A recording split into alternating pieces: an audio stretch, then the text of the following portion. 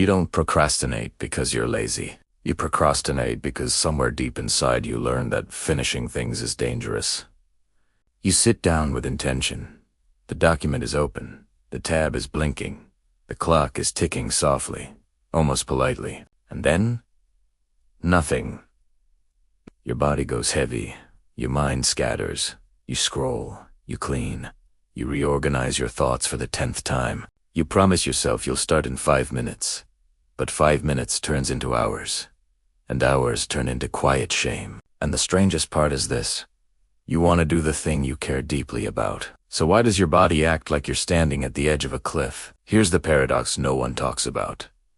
The same psychological mechanism that once kept you emotionally safe is now sabotaging your future. At some point in your life, delay protected you. Not starting meant not failing. Not finishing meant not being judged. Not choosing meant not closing doors you might regret. Procrastination became a pause button on pain. And now, years later, you're still pressing it, even though the danger is no longer there. But your nervous system doesn't know that yet. You live with the quiet terror of exposure. Because to begin is to reveal something about who you are, and to finish is to let the world respond. This isn't about time management. This is about identity.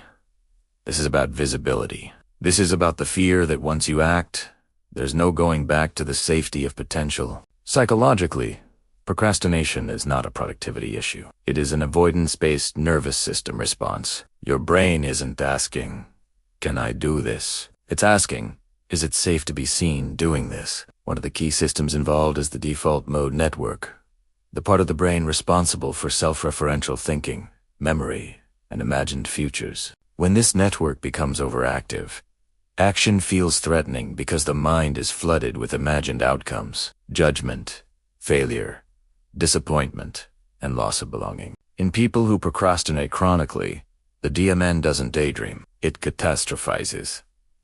Then there's avoidant attachment, often formed when love or approval was conditional, when affection depended on performance, perfection, or compliance. The child learned something dangerous. Visibility equals vulnerability. As an adult, you avoid completion, not because you don't care, but because completion invites evaluation. There is also hypervigilance, a trauma adaptation, where the nervous system remains in a state of constant threat monitoring. Your body scans for danger not in the environment but in the future. What if this doesn't land? What if they laugh? What if this defines me forever? So your system does the only thing it knows how to do. It delays. Think of procrastination like a fire alarm wired too sensitively. Steam from the shower sets it off. Toast triggers panic. The alarm isn't broken. It's trying to protect you from a fire that once existed.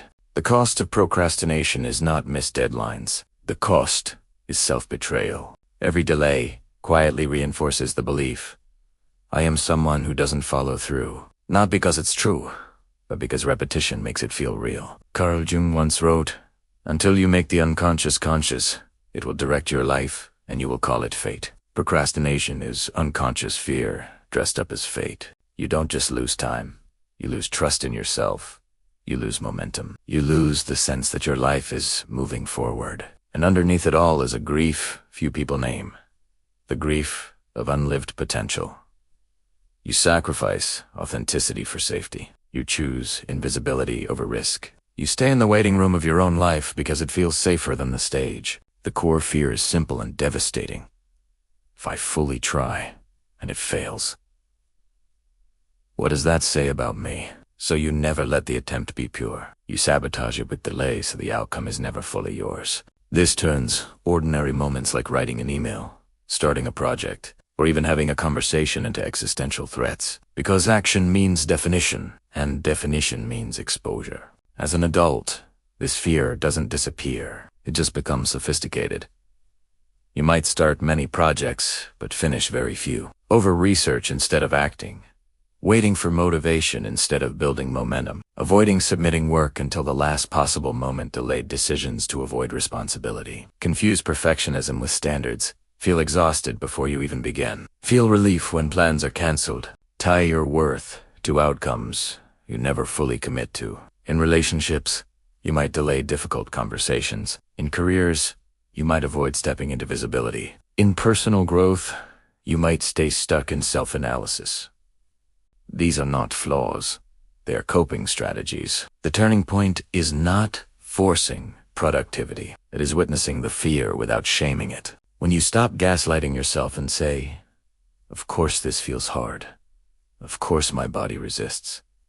This once kept me safe." Healing begins with recognition, not discipline. Healing procrastination is not about becoming ruthless with yourself. It is about becoming safe with yourself. This is where inner child reparenting begins, learning to reassure the part of you that believes action leads to abandonment. It is where shadow work lives, meeting the part of you that fears being ordinary, visible, and imperfect. You practice starting small, not to build habits but to rebuild trust. You choose softness over self-punishment. You learn to act imperfectly. You let things be seen unfinished. And slowly your nervous system learns a new truth. Action is not a threat. Expression is not abandonment. The philosopher Søren Kierkegaard wrote, "Anxiety is the dizziness of freedom. Procrastination is that dizzy fear at the edge of possibility." You are not broken. You are protecting something precious. And now, you get to protect it differently. And remember, beginning is not a demand. It's an invitation. If you want more content that explores the psychology behind your patterns and the silent agreements you never realized you made, please like and share this with someone who could benefit from it. Don't forget to subscribe and hit the notification bell so you don't have to navigate this inner work alone. Remember, the goal isn't to fix you. It's to help you feel whole at last.